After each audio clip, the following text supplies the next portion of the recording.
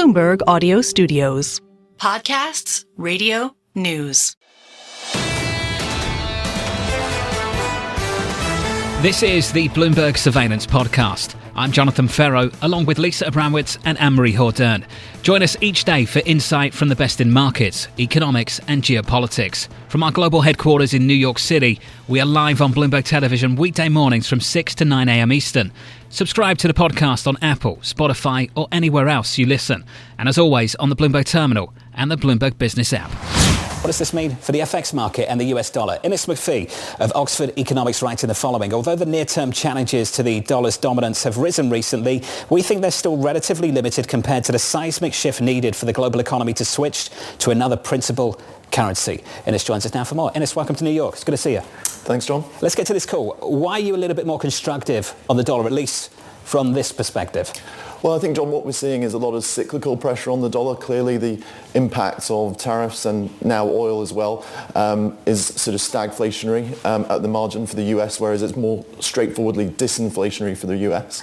At the same time, investors all around the world have been very much overweight US assets, and there's a little bit of a point at which now they're sort of, given this shock, they're reassessing that and maybe doing a bit more hedging. And then thirdly, of course, there's a lot of uncertainty, not just about tariffs, but about fiscal policy as well and what that means for yields and the term premium. So, you know, to me, a lot of that cyclical pressure is the reason why the dollar's depreciating. It's down more than 10% against the major floating currencies. But that doesn't necessarily mean that we're going to see some broader reassessment. At the end of the day, the US remains the largest market. It remains absolutely central to the global trading system. And at the same time, you know, what we're going to see is really big long-term shifts to see that the dollar are no longer part of that major system. Long-term is the right term. This is a long-term conversation, much more short-term. If we can turn to the calendar, July 4th, we've got this self-imposed deadline for the tax bill. July 9th, we've got this other self-imposed deadline for a whole host of tax deals, trade deals. I just wonder from your perspective, being in London, looking over to the United States, how you think about the next few weeks and how things shake out. Well, I think, you know, the market's pretty much on pause to see a lot of these deadlines come through. As ever, the market kind of thinks that, you know, a couple of weeks down the line we'll get more clarity. Clearly we might not, though. And if we don't, then that's clearly going to be another catalyst for the dollar to move a leg down, perhaps. How much are we seeing the dollar weaken as a result of some of the fiscal spending and potential inflationary impacts? I mean, this has been one of the arguments that people have been making. The fiscal backdrop is one reason why the U.S. is losing fiscal dominance. Does that have relevance at a time where there's fiscal expansion in Europe as well? I think it does have relevance, but it is within that broader context. I think, if you like, everyone's been very focused on US fiscal policy at the moment. We're starting to see a little bit more clarity from Europe in terms of what will come. At the end of the day, I think it's actually broader than that. We're obviously seeing a lot more issuance. The net supply of safe assets, which has been so low for the last decade, is rising and rising very substantially. But at the same time, we're also seeing a lot of macroeconomic volatility. Fiscal policy has changed from being very passive the last 10 years to being an active tool of demand management. And that does have implications for the term premium. Term premium should rise. We should see yields higher, even regardless of where short-term rates are going. Taking a step back, for the bulk of this year, there's been sort of a pendulum that's been swinging between the risks of either inflation accelerating on the heels of some of the supply shocks, fiscal expenditures, versus some sort of downgrade to growth that we've seen from tariffs, some of these disruptions, from even the oil shock and what that does to consumers. What have we learned over the past 48 hours about what people's expectations and their response to a potential oil shock or inflationary shock would be? Do we have a greater sense that the inflation upside is kind of being reduced somewhat? Well, I think, as you said earlier on, the Fed's very divided on this issue. Clearly, what we've learned over the last 48 hours is that the market has kind of almost gone to price in a risk premium on oil that's pretty much where we were in the middle of June. So there's a lot of upside to that, I would argue, given that this already seems to be a very fragile ceasefire. But fundamentally, you know, there are those that will want to ease early, and that's a very defensible attitude, given that we know that an increase in oil prices will have a detrimental impact to growth later on and bring inflation down eventually. But remember where we've just come from. The Fed and other central banks have just seen a huge inflation overshoot in recent years. We're not confident as economists, as central banks at the moment, about the second round impacts from an increase in inflation. And I think, it's a very defensible attitude to want to wait and see how big that impact on prices will be, and therefore what the second round impacts will be. We haven't even seen or even started to see the big upside to the initial inflation shock, let alone what that might do for second round impacts. With all of that in mind, do you think July is a live meeting? I don't. We've long said that December is going to be when they cut. There are good reasons for that. I think we may well see dissents. We've seen dissents, though, under Chair Powell before. I don't think that's necessarily a deal breaker. I just don't think we're going to get clarity over the data that's going to move the majority of the committee towards wanting to cut. Looking for some clarity from the Fed chair a little bit later on this morning. It's McFee of Oxford Economics. It's good to see you.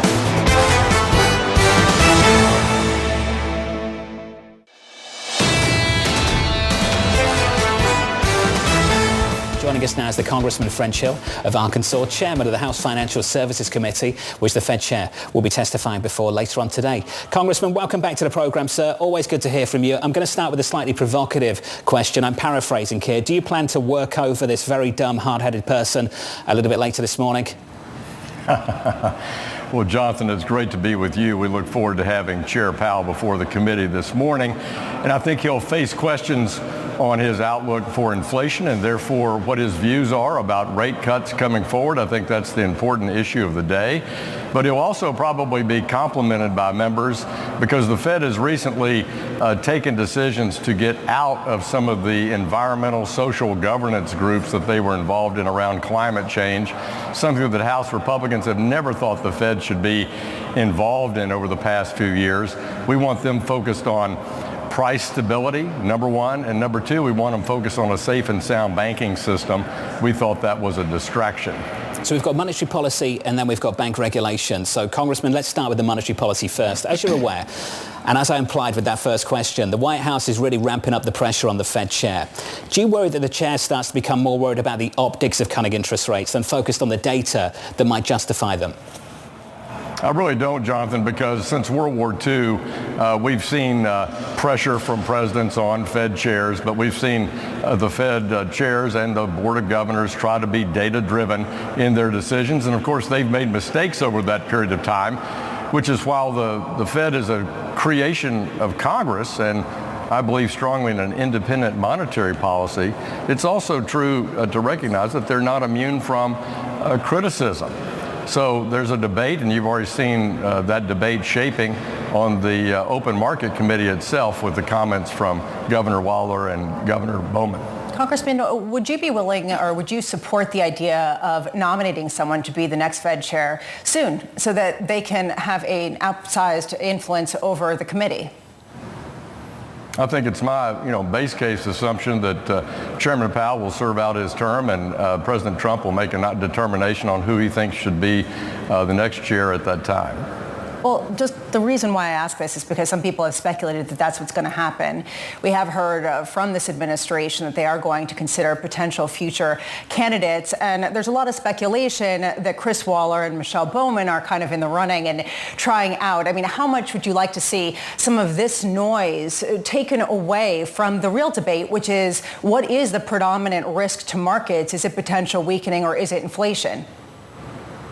Well, again, as I say, I think certainly since World War II, the speculation about how presidents feel about their Fed chairs and who they might nominate to succeed a Fed chair has just been part of the markets, and the markets understand that. What's important is that the Fed gets it right and we focus on price stability. And if the inflation forecast and inflation expectations are anchored at that 2% level, then I think that's certainly something the Fed should take into strong consideration about a rate cut in the coming meetings. And that's exactly the kind of work I want them to do, is use data analytics, look at the trends in the market, look at their forecast, and make that decision to the best of their ability. And many of those officials are focused on the policy outcomes of other things. July 4th, we've got the self-imposed deadline to pass the one big beautiful bill. July 9th, another self-imposed deadline to come to some kind of trade deal with a whole bunch of countries. Congressman, could you maybe help the Fed chair a little bit later this morning? Where do you think we will be in a few weeks' time? Well, look, I think uncertainty is a part of life. It's a part of the stock market and the bond markets every single day. But if I look back at the 1980s, we had extraordinarily high inflation. We had high budget deficits for the time. We had a defense buildup underway. We had a dollar that some deemed significantly overvalued. And yet Ronald Reagan, through tax cuts, through regulatory reductions, through the right monetary policy between Paul Volcker and Alan Greenspan, saw the economy grow and grow dramatically. And I think America is poised to grow dramatically. Look at GDP since the summer of the pandemic. It was about $21 trillion. Today it's $28 trillion. We're the preferred investment location for global investment around the world, and I believe that uncertainty will drop over the coming weeks as we have clarity on taxes, clarity on regulatory policy, and we drop the steep slope of incredible amounts of federal spending coming out of the Biden administration. Congressman, just away from the events in Washington, D.C. this morning, we'd love a comment from you on the news of this morning elsewhere, particularly in the Middle East. The president posting on social media just moments ago on a truce between Iran and Israel, a very frustrated post from the president. Do not drop those bombs, addressing Israel. If you do, it's a major violation. Bring your pilots home and do it now. And the tone, as we understand, of the president leaving, making his way to the NATO summit in Europe was a very frustrated president of the United States with Israel, with Iran, and hopeful that maybe we can establish a long-lasting truce in the Middle East. Do you think we can establish peace through strength in the Middle East? And how much of a change is that with this administration relative to the Biden administration over the last few years? Well, I do think peace comes through strength, and that's been demonstrated by President Trump, both in the Middle East with his Abraham Accords in his first term and with his efforts to end Iran's dismissal of the West. All during the Obama administration and Biden administration, we had appeasement from the Democrats in the White House. They funded Iran's missile operation. They relieved sanctions. They let them sell all their oil on the open markets. They facilitated that money going then to the Houthis, Hezbollah, Hamas, and we've seen the damaging position on that. And so Trump is returning to his pressure on Iran through ending the nuclear program, not delaying it. And I think it's going to change the balance of power in the Middle East for the better. And I think it demonstrates peace through strength. And also I think the president going to the NATO meeting will demonstrate that again as European countries now commit to spending 5% of their gross domestic product on defense, standing up a stronger, more robust industrial base and defense posture for Europe. I think that's good for the Atlantic Charter, for NATO, and I think it's good for future peace in the Middle East. Congressman, we appreciate your time, sir. Busy morning ahead for you. Best of luck with the hearing. Thank you, sir. Congressman French Hill there.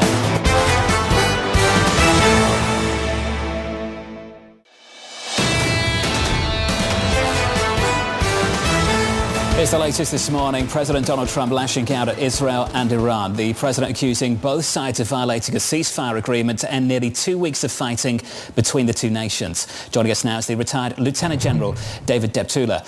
Retired Lieutenant General David Deptula joins us right now. Lieutenant General, can I just ask you this? A lot's happened over the last few days. In your opinion, what's changed? Well, I think, John, what's changed is the fact that Israel has achieved air superiority, if not air supremacy, over Iran. And now Iran is understanding that it is subject to Israeli lethal effects whenever and wherever they want to. So that is what has led Iran to initially agree to consider negotiations, but as you saw in the violations of the initial elements of the ceasefire, Iran continued to fire ballistic missiles against Israel, resulting in death. So it's probably going to take a bit more application of force on the part of Israel, and quite frankly, the continued application of force until Iran finally gets the message that if they don't come to the negotiating table, they're going to continue to see their regime and their capabilities weakened and ultimately destroyed. There are two different questions here. There are a lot of different questions. One is the market-related question, which is, will oil supplies be disrupted? That seems to be not so much, and that's what we're seeing priced into the markets. There's a larger question of, will Iran's ambitions to be a nuclear state really be hampered for a longer-term kind of time frame? What's your take on that, given the 400 kilograms of enriched uranium that currently is missing in action? Yeah, Lisa, actually, that's a great question. At a fundamental level, nuclear capability consists of three essential components. And Israel and the United States has targeted each of them. The first one's human expertise. And that's the knowledge required to design and construct nuclear weapons resides in a small cadre of specialized scientists and engineers. And Israel's made a concerted effort to neutralize that capability. Then, as you mentioned, there's the fissile material. Most importantly, uranium enriched to weapons grade levels. Right now, there are 400 to 500 kilograms of enriched uranium that still exists in Iran, but strikes on the enrichment sites at Fordo and Natanz have severely disrupted the ability to process it further. And then number three, there's the weaponization and assembly infrastructure. So even with the knowledge and material, Iran needs the facilities to assemble a functioning nuclear weapon. So 2 out of these 3 elements have been severely impacted. So what remains is a fragmented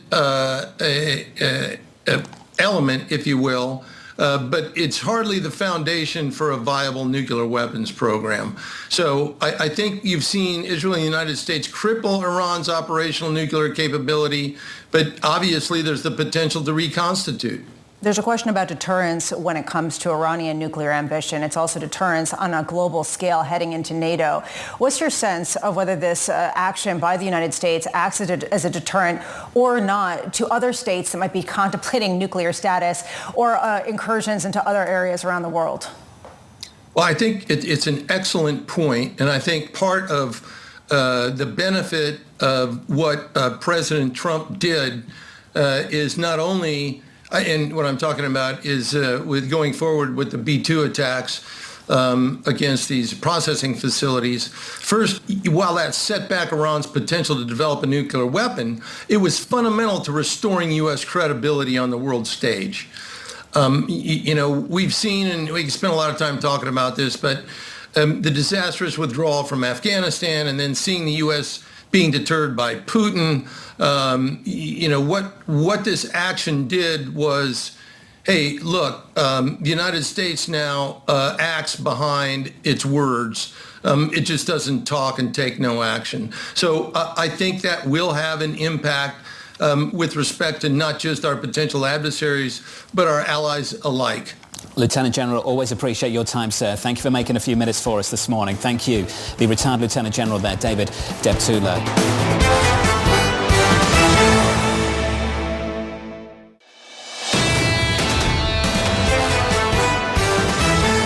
Let's start with this one right here for the Federal Reserve. July 30th. Some people think that's too soon. Others say we can take some comfort from the inflation data over the past few months. Is it signal or noise, the downside surprises we've had over the last several months? See, and if we really back up and think about what's going on, this is a stagflation shock. Inflation is going up, which says the Fed should be hiking. Growth is slowing down, which says the Fed should be cutting. So where are they going to put their weight? Do they like apples? Do they like oranges? Are they going in the Taylor rule to put more weight on inflation and say, well, we got to keep rates higher? That's clearly what Jay Powell is saying. And that's, of course, at the moment seems to be the baseline, at least from the press conference last week. But at the same time, if growth is slowing down and if we are really unlucky and growth slows down very quickly, then, of course, the decision of keeping rates higher will turn out to be a mistake. So that's why the textbook does not give you an answer to a stagflation shock. And given we have a stagflation shock, stagflationary impulse coming from tariffs, stagflationary impulse coming from restrictions on immigration, including deportations, and also a stagflationary impulse coming from higher oil prices. All those things really complicate the decision of where do they put their weight on slowing growth or rising inflation. What will determine the response to that is how long short-lived either the stag or the inflation actually is. Exactly. And on the inflation side of things, how instructive is the labour market right now? Suggesting that maybe look at the labour market, it's weakening up somewhat. I don't see that as a source of inflation, and therefore I can't make a strong argument for this inflation spiralling and getting out of control. That's true. So that's why there is certainly a case to be made of that this inflation spike is transitory. Of course, as we know from when they said that last time, they're probably very reluctant to use those words. But I do think that the conclusion is, to your point, the consensus does expect that inflation by the end of this year will be higher than where it, of course, is today. So that's why if we have 3-6 months ahead of us with some upward push in inflation, the risk is that companies will view this just like they did in 2021-22 as a chance to say, well, maybe we need to think about pricing, and maybe therefore that you could have risks that inflation does become more ingrained. Is there anything that you could see that would make you rethink the idea of stagflation and think that maybe things are better than you're currently making them out to be? I was looking at Nathan Sheets over at Citigroup saying one thing that has just surprised him again and again is the resilience of the U.S. economy and the fact that it has been able to absorb all of these shocks again and again. And that is absolutely correct. It is impressive how well the economy has behaved so far. But that being said, the consensus still expects the unemployment rate to go up on Thursday next week when we get the next non-farm payroll. So the consensus is still saying, yes, the economy may be strong, but the consensus still is saying we expect the labor market to weaken. And importantly also, with the restrictions on immigration and much less immigration, of course, coming into the country, we may also have the non-farm payrolls is now on the long run average around 50,000. So that means that maybe we have a long run level that we need to compare with that's also falling simply because immigration has changed so much from where we were a few years ago. So that's why the labor market weakening could both be structural in nature, it could also be cyclical. So it raises a lot of debates around, well, is the labor market weakening because demand is weakening, or is the labor market weakening simply for the structural reason that we have less immigration than we had before? Just quickly, 50. We might have to get used to 50,000 on payrolls Friday. Absolutely.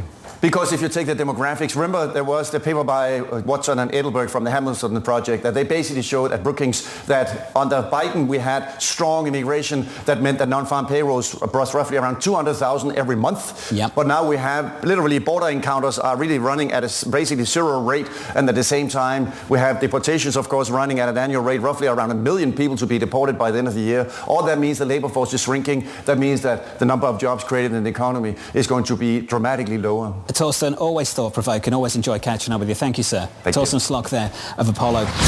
This is the Bloomberg Surveillance Podcast, bringing you the best in markets, economics and geopolitics. You can watch the show live on Bloomberg TV weekday mornings from 6 a.m. to 9 a.m. Eastern. Subscribe to the podcast on Apple, Spotify or anywhere else you listen. And as always, on the Bloomberg Terminal and the Bloomberg Business app.